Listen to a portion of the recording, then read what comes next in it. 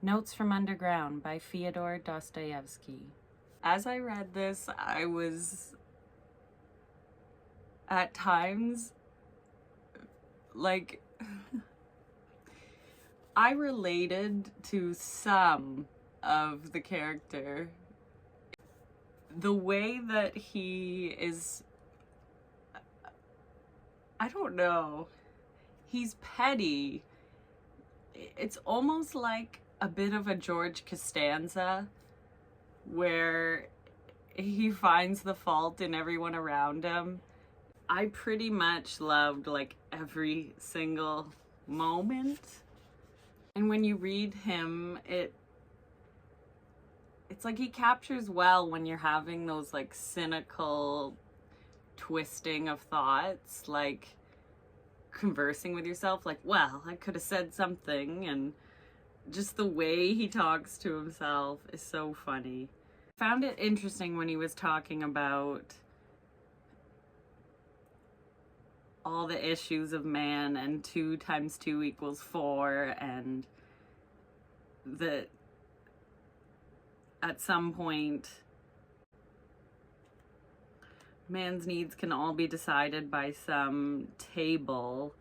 And he's always grinding his teeth and gnashing his teeth. And it was interesting when he talked about how once you actually achieve a goal, you're kind of left with this time in which you're uncertain, like like success as a moving target, as I heard, I think Sean Acor say in a podcast, where it's like you can finish one thing, but your mind's gonna move to the next thing. It starts page 32 and then on to 33. Allow me an observation. I agree. Man is predominantly a creating animal, compelled to strive consciously towards a goal and to occupy himself with the art of engineering. That is, to eternally and ceaselessly make a road for himself that at least goes somewhere or other. But sometimes he may wish to swerve aside, precisely because he is doomed to open this road, and also because, stupid though the ingenuous figure generally is, it still sometimes occurs to him that this road almost always turns out to go somewhere or other, and the main thing is not where it goes, but that it should simply be going, and that the well-behaved child, by neglecting the art of engineering, not give himself up to pernicious idleness, which, as is known, is the mother of all vice. Man loves creating and the making of roads, that is indisputable. But why does he so passionately love destruction and chaos as well? Tell me that. But of this I wish specially to say a couple of words myself. Can't it be that he has such a love of destruction and chaos? It's indisputable that he sometimes loves them very much, that is a fact. Because he is instinctively afraid of achieving the goal and completing the edifice he is creating? How do you know? Maybe he likes the edifice only from far off, and by no means up close. Maybe he only likes creating it and not living in it, leaving it afterwards aux animaux domestiques, such as ants, sheep, and so on and so forth. And then with his 2 times 2 is 4 way of seeing how everything almost becomes oversimplified, he says, of course, is bound to be nothing other than 2 times 2 is 4. That is a formula. And 2 times 2 is 4 is no longer life, gentlemen, but the beginning of death. At least man has always somehow feared this 2 times 2 is 4, and I fear it even now. Suppose all man ever does is search for this 2 times 2 is 4. He crosses oceans, he sacrifices his life in the search, but to search it out, actually find it, by God, he's somehow afraid. For he senses that once he finds it, there will be nothing to search for. Oh, and I love when he says 2 times 2 is 4 has a cocky look. It stands across your path, arms akimbo, and spits. I agree that 2 times 2 is 4 is an excellent thing, but if we're going to start praising everything, then 2 times 2 is 5 is sometimes almost a charming little thing. He's hilarious in the writing of this when he includes parts like where he is discussing whether anyone's gonna read this in the end. And he put, I, however, am writing only for myself, and I declare once and for all that even if I write as if I were addressing readers, that is merely a front, because it's easier for me to write that way. It's a form, just an empty form, and I shall never have any readers. I have already declared as much. I do not want to hamper myself with anything in preparing my notes. I will not introduce any order or system. Whatever I recall, I will write down. Now, for example, someone might seize upon a word and ask me, if you really are not counting on any readers, why then do you make such agreements with yourself and on paper besides, that you will introduce no order or system, that you will write down whatever you recall, etc., etc.? Why these explanations? Why these apologies? Well, so it goes, I reply. There is, however, a whole psychology here. Maybe it's also that I'm simply a coward, and maybe also that I'm purposely imagining a public before me so as to behave more decently while I write. There may be 1,000 reasons. And then, like, as he's giving you all these reasons, it's just so great. So what, like, he's like, so I, oh yeah, page 40. Today, for example, I'm particularly oppressed by one distant recollection. I recalled it clearly the other day, and it has since stayed with me like a nagging musical tune that refuses to be gotten rid of. And yet one must get rid of it. I have hundreds of such recollections, but someone out of 100 emerges every now and then and oppresses me. I believe for some reason that if I write it down, I shall then be rid of it. So why not try? Finally, I'm bored, and I constantly do nothing, and writing things down really seems like work. They say work makes a man good and honest. Well, here's a chance at least.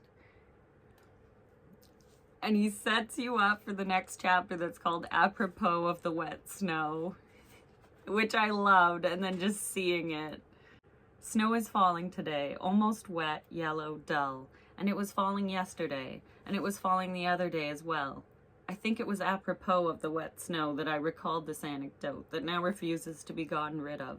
And so let this be a story apropos of the wet snow. So good.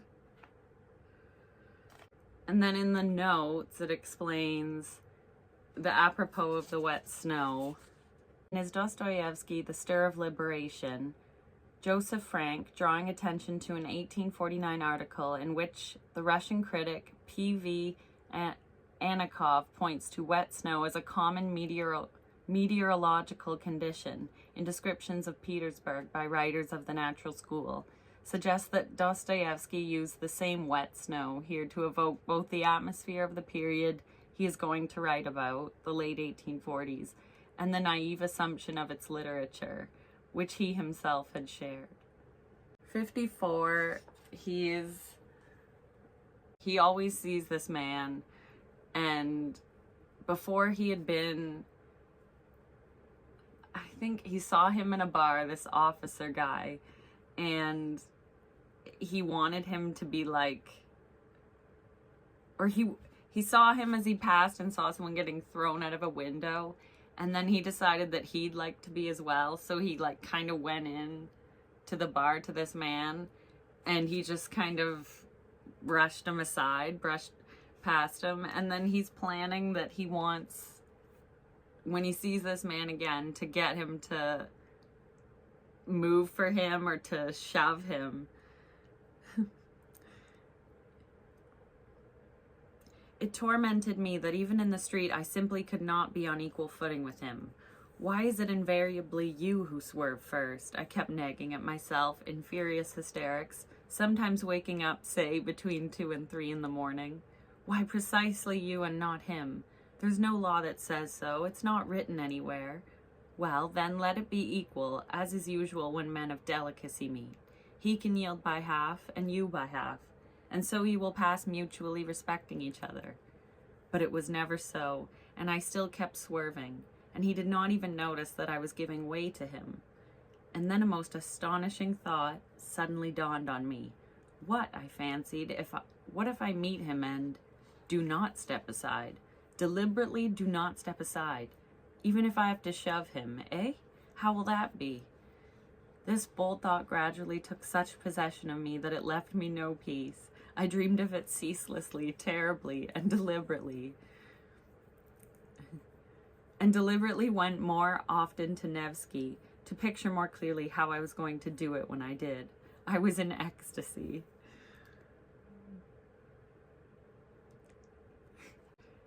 It does remind me of George Costanza, like the spitefulness and the thinking about it and getting so angry.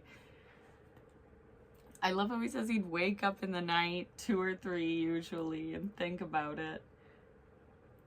Okay, so then on page 55, when he goes to buy gloves for himself so he looks respectable when he meets the man on the street, he talks about purchasing some black gloves. Black gloves, it seemed to me, were both more imposing and more in bon ton than the lemon-colored ones I had first presumed upon. The color is too striking. It's too much as if a man wants to make a show of himself, and I did not buy the lemon ones. Once he does make his way past this man on the street and his plan is successful, he's so happy. Oh, the description of him doing it, I don't know. Page 56. He quite calmly walked over me, and I bounced aside like a ball. That night I was sick again, feverish and delirious, and suddenly everything ended in the best possible way. The night before, I decided finally not to carry out my pernicious intention and to let it all go for naught. And with that purpose in mind, I went to Nevsky for the last time, just to see how I was going to let it all go for naught. Suddenly, within 3 steps of my enemy, I unexpectedly decided, closed my eyes, and we bumped solidly shoulder against shoulder. I did not yield an inch and passed by on a perfectly equal footing. He did not even look back and pretended not to notice. But he only pretended. I'm sure of that. To this day, I'm sure of it. Of course, I got the worst of it. He was stronger. But that was not the point. The point was that I had achieved my purpose, preserved my dignity, yielded not a step, and placed myself publicly on an equal social footing with him. I returned home perfectly avenged for everything. I was in ecstasy. I exulted and sang Italian arias. He ends up pretty much like inviting himself to this friends going away celebration thing. He goes into this Simonov's apartment, and anyways, he ends up so pissed off with all of his, acquaintance, like Simonov is really only his friend. So then the other guys are just people he knew in school, which he gives great descriptions of why he doesn't like them. But 72. Zverkov came at the head of them, obviously the leader. Both he and they were laughing, but on seeing me, Zverkov assumed a dignified air and approached unhurriedly, bending slightly, as if coquettishly at the waist, and gave me his hand benignly, but not very, with a certain cautious, almost senatorial politeness, as if by offering me his hand were protecting himself from something. I had been imagining, on the contrary, that as soon as he walked in, he would start laughing his former laugh, shrill, punctuated by little shrieks, and from the first there would be his flat jokes and witticisms.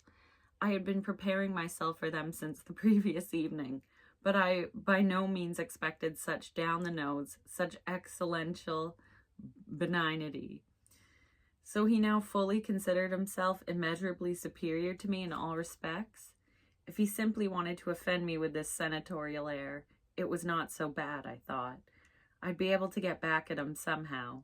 But what if, indeed, without any wish to offend me, the little idea had seriously crept into his sheep's noddle that he was immeasurably superior to me and could look at me in no other way than patronizingly. The supposition alone left me breathless. And he gets there early, so he has to wait an hour for them to show up. And they're laughing, Furfitchkin and Zverkov and all them. And he says, "It's not funny in the least," I cried to Furfitchkin, growing more and more irritated. "It's other people's fault, not mine. They neglected to inform me. It's simply absurd." And then his friends are basically telling him. Trudolyubov began to speak, rudely addressing me alone. "You invited yourself yesterday, so don't disrupt the general harmony." "Enough, enough," Zverkov shouted. "Stop, gentlemen, this won't do. Better let me tell you how I almost got married 2 days ago." And there followed some lampoon about how the gentleman almost got married 2 days before. Lord, is this any company for me, I thought, and what a fool I made of myself before them. However, I let Furfitchkin go too far. These oafs think they've done me an honor by giving me a place at their table. They don't realize that it's I who am doing them an honor, and not they me. He basically plans that he's gonna go find them after this night, and he's contemplating just going to find them after they have this night, because they go off without him. Page 81. I snorted so effectively and nastily that they all broke off the conversation at once and silently watched me for about 2 minutes, seriously, without laughing, as I paced along the wall from table to stove and paid no attention to them. But nothing came of it. They did not start talking to me, and after 2 minutes dropped me again. It struck 11. "Gentlemen," cried Zverkov, rising from the sofa, "now let us all go there." "Right, right," the others began to say. I turned sharply to Zverkov. I was so worn out, so broken, that I had to finish it even if it killed me. I was in a fever, my hair, wet with sweat, stuck to my forehead and temples.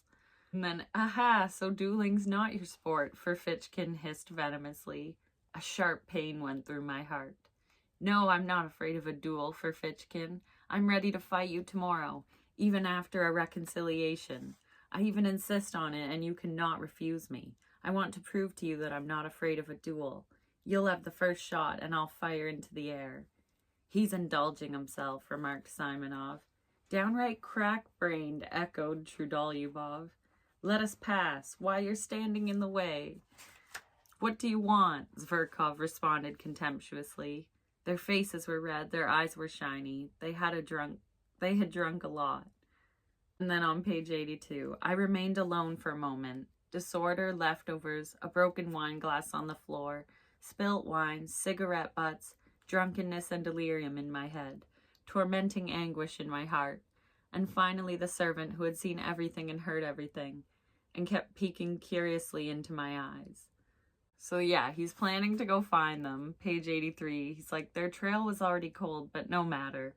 I knew where they had gone. "No, much must be done to redeem it all," I cried out. "But I will redeem it, or perish on the spot this very night. Drive." And he has this whole thing how he's thinking about getting his revenge. I even began to weep, though I knew perfectly well at the same moment that all this came from Silvio and from Lermontov's masquerade. And suddenly I felt terribly ashamed, so ashamed that I stopped the horse, got out of the sled, and stood in the snow in the middle of the street. The cabby watched me with amazement and sighed. What was to be done? To go there was impossible. The result would be nonsense. To leave things as they were was also impossible, because the result would then be, Lord, how can I leave it? After such offenses? No, I exclaimed, rushing back to the sled. It's predestined. It's fate. Drive on. Drive on. There. When he gets there, he doesn't find his friends. And if you've read it, you know he finds Liza. And pretty much spends the night with her, wakes up, and then is giving her life advice.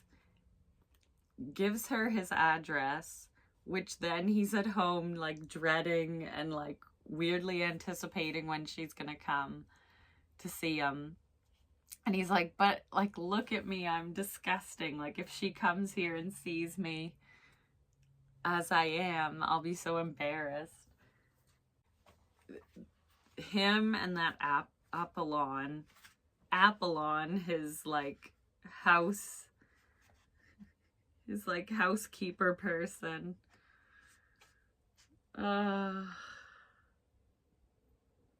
He gets mad that he just begins to sigh when he's waiting for his money, and if he's late on paying him, if Apollon is still waiting for his money, he just kind of stares at the guy and sighs, and that enrages him.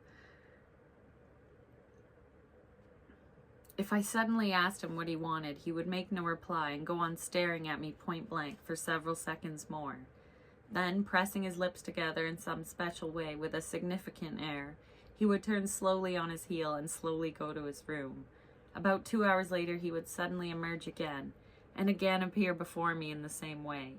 Sometimes, in my fury, I would no longer ask what he wanted, but simply raise my head abruptly and peremptorily, and also begin staring point blank at him. And so we'd stare at each other like that for about 2 minutes. Finally, he would turn, slowly and pompously, and go away for another 2 hours. Okay, yes. Page 110. I was constantly tormented by the thought that Liza would come. What I found strange was that of all those memories yesterday, the memory of her tormented me somehow specially, somehow quite separately. By evening, I had already quite successfully forgotten all the rest, brushed it aside, but I was still perfectly pleased with my letter to Simonov. But with this, I was somehow not so pleased. It was like as if I were tormented over Liza alone. What if she comes? I thought ceaselessly. Well, no matter, let her come. The only bad thing is that she'll see, for example, how I live. Yesterday I showed myself to her as such a hero, and now, it's bad, however, that I've gone so much to seed. Abject poverty in the apartment. And I dared go to dinner yesterday in such clothes, and this oilcloth sofa of mine with the stuffing hanging out of it. And this dressing gown that doesn't even cover me, such tatters. And she'll see all this, and she'll see Apollon. The brute is sure to insult her. He'll pick on her in order to be rude to me. And I, of course, as is my custom, will turn coward and start mincing before her, covering myself with the skirts of my dressing gown, start smiling, start lying. Oh, vileness. And I guess I was happy that she finally did come, because he was being tortured by wondering if she was. And he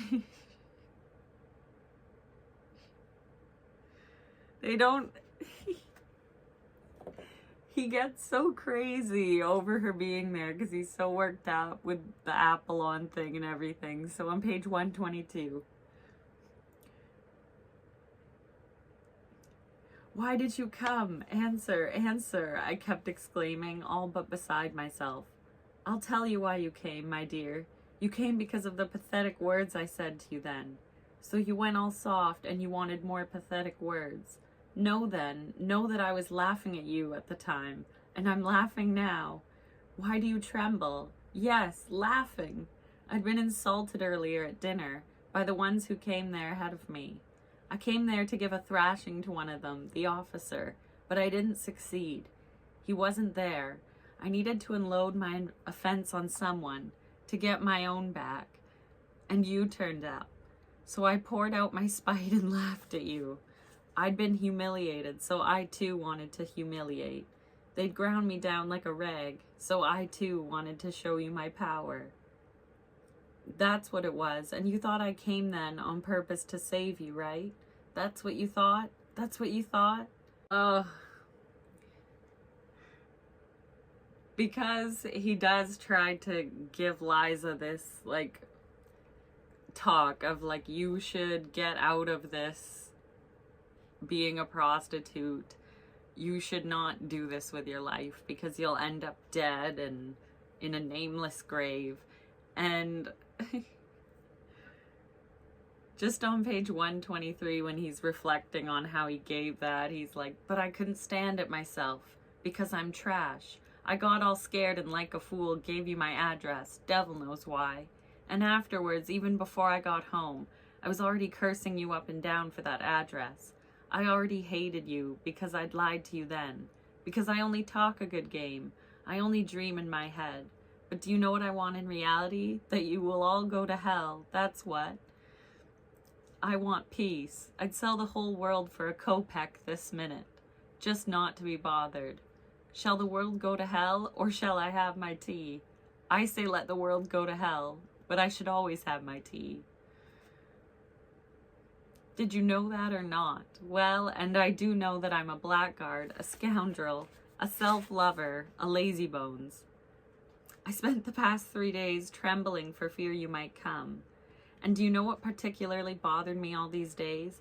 That I had presented myself to you as such a hero then, and now you'd suddenly see me in this torn old dressing gown, abject, vile. I feel like if my house has been messy, I've definitely been like, oh God, if someone were to just show up here right now, I'd be so embarrassed. So I just loved that moment where he's just so upset over it. He becomes so hysterical. A little more on his 2 times 2 theory, page 35. Consciousness, for example, is infinitely higher than 2 times 2. After 2 times 2, there would, of course, be nothing left, not only to do, but even to learn. The only possible thing to do then would be to stop up our 5 senses and immerse ourselves in contemplation. Well, but with consciousness, though the result comes out the same, that is, again there's nothing to do. At least one can occasionally whip oneself, and after all, that livens things up for a bit. It may be retrograde, but it's still better than nothing.